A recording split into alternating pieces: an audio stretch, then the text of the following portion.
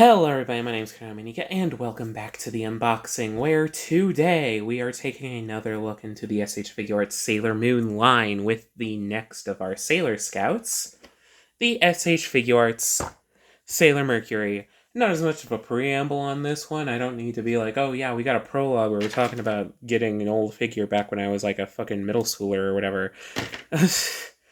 We're just continuing on with these figures. So yeah, why don't we do that? So since they're part of the same line, these two figures have very similar packaging, just slightly customized to fit the character that is within the box. So it's got this kind of like lavendery, like bluish purplish hue that's nice and, again, very nicely chosen for the packaging colors from what I've seen all around for this animation color line. But yeah, it's got the bubble patterning for this Sailor Scout, as well as different gemstones, which seems to be a fairly decent constant. They're different gemstones, but it doesn't really matter. On the window, we also get the SH Figuarts quote, which you should be able to see by now. I've done these videos enough. To Machination Seal Quality, SH Figuarts Sailor Moon Animation Color Edition, Legalese Sailor Moon for the 25th anniversary, because that's when it was released, whatever. These aren't the newest figures, which is why they're putting in the backlog. To Machination's Bandai logo. Up at the top, it says the name of the figure, the SHF Sailor Mercury Animation Color Edition, as well as continuing the patterning from the front of the box. Yeah, I forgot to mention the promotional image of Sailor Mercury right here. Very nice, very good photography. I always enjoy it. On this side, we get an image of a more actiony image of Sailor Mercury with her logo, her name, her figure, and it's got that nice kind of like crystalline like book spine look to it, which is very nicely appreciated.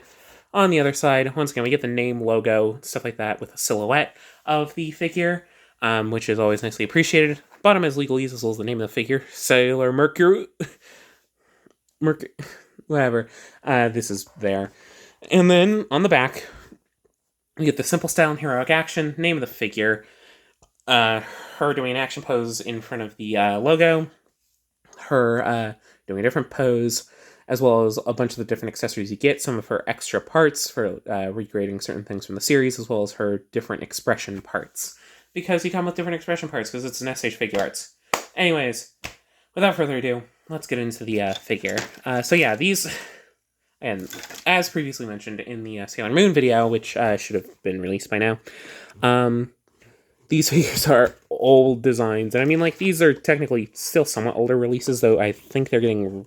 I got these from, like, a pretty recent re-release of them. But still, these are oldish figures. So keep that in mind if you do plan to pick these up. There we go, nice and slided out. On the back, as to be expected, it comes with a specialized Tamashi stand, which seems to be standard for every Sailor Moon release. I mean, each one's customized for their individual Sailor Scout, but it's a SHF stand. We know how these things work. We saw the last one, but there are some unique details that we do need to go over. So ripping into it, we can see that for this heart-shaped base, we get some nice printed detailing for Sailor Mercury in a nice, vibrant blue color. It's a bit more vibrant on camera than it is in real life, to be fair, but it looks nice. Sailor Mercury, a silhouette image of her with a nice, ribbon patterning right there. Legal information. It's nice. And then same stand arm as with Sailor Moon. It's sculpted the same. Just painted a little bit differently, which, I mean, I guess is the case for all these animation color editions, though I didn't have the originals, so for me this is basically just getting an all-new figure, even with its age. There we go, stand arm acquired. There we go, and plonk that into its respective hole. This is going to be necessary because these figures don't stand well on their own. Because, again, you can see their tiny feet. One of the accessories is kind of fallen out, but that's fine. We deal. This is why we open our figures here on this channel. Down at the bottom, down at the top. Looks fine. The tape is just on the sides. But yeah. There we go. Come on, there we freaking go. Let's just do that. Like that, and then hopefully, unless I'm stupid, we can just do this. There we are, there we are, there we are, there we are, there we are, there we are. But yeah. Let's get into this, shall we? Let's start with the accessories. This one is clamoring to be looked at. This is like, I mean, I don't exactly know what it is. It looks like it's the closed version of like this kind of like small computer that she has, which is nice to see. It's nicely painted. It's got her logo right there in a nice yellow. And it's a nice light blue. Back of it is pretty simple. And to go with that, she comes with an extra front hairpiece done up in a clear blue plastic with paint on it. And it's these nice goggles. I do like goggles. I like characters with goggles. They're fun. But yeah, this is a nice set, a nice accessory. Feels very character specific, and it's the kind of thing that SH Figuarts doesn't really do much of anymore just because of time and budget or whatever. I don't know.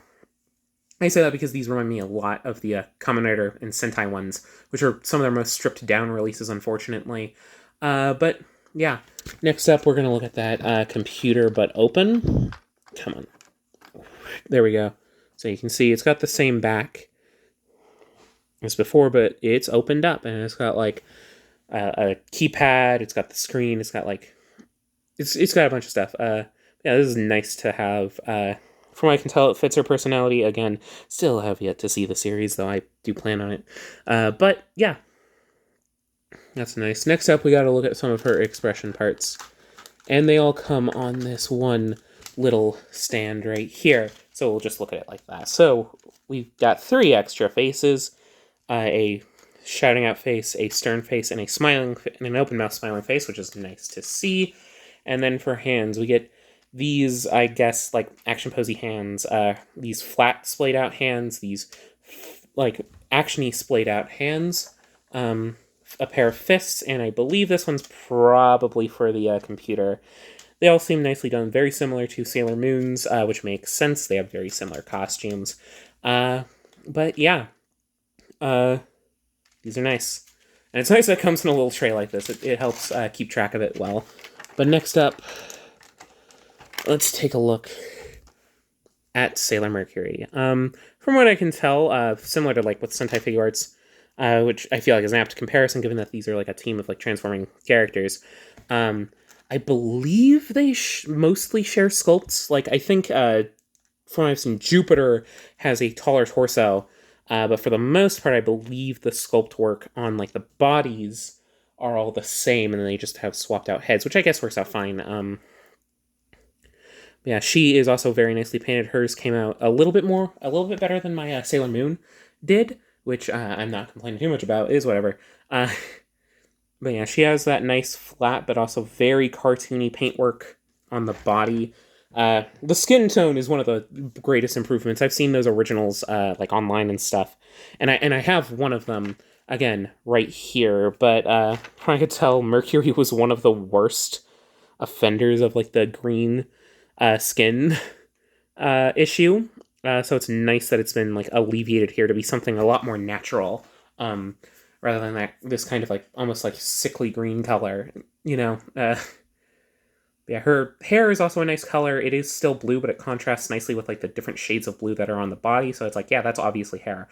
Her face is also extremely well painted. It captures the detail very well. It's got the tiara, it's got the gem right there. It's very nice, very expressive. Looking down lower at the torso, again, everything's very nicely cleanly painted. The skirt is, I guess, the worst offender oftentimes on these figures, but like this one isn't too bad.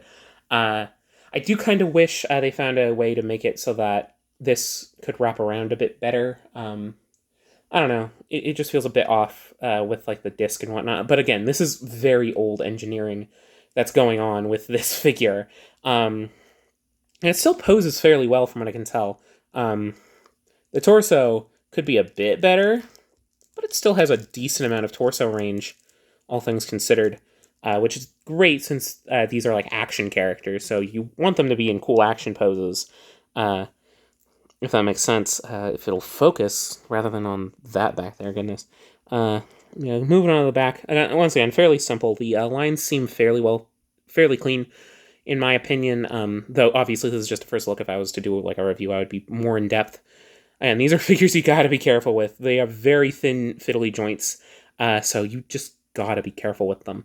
But yeah, once again, very nicely painted, very nicely sculpted. These figures, sculpt-wise, I do still feel hold up to the test of time, which I guess is why they're just repainting them, because the paint job was the worst problem of those original Sailor Moon Figuarts. But yeah, the sculpt-wise, I feel they hold up fairly well. Articulation, could be better, but they at least do look like they're characters from the series, which I think is a nice design choice. The boots are a high gloss finish in comparison to the much more matte aesthetic of the rest of the figure, which I feel like helps them stand out as like footwear. And yeah, once again, very nicely done. I do really enjoy what I've been seeing from these figures. But yeah, let's get it into the stand. Why don't we? Let's move those accessories out of the way. Open it up. Clamp around. And yeah, this is kind of the only way you're going to be able to get them to stand, which it's annoying, don't get me wrong, but I don't mind as much, mainly because they come with the stand out of the package. It's something that comes standard with every figure. They understand the problem, and they're at least providing some solution. It's something to keep in mind when you're collecting these figures. That might be hard to make it so that these figures are in cool action poses just on their own for like photography or whatever. But I do feel like the stand works out very well. Let's get her next to Moon. Why don't we? I've got her right here in her pose that I did for the thumbnail of that video. You can probably check it out by now.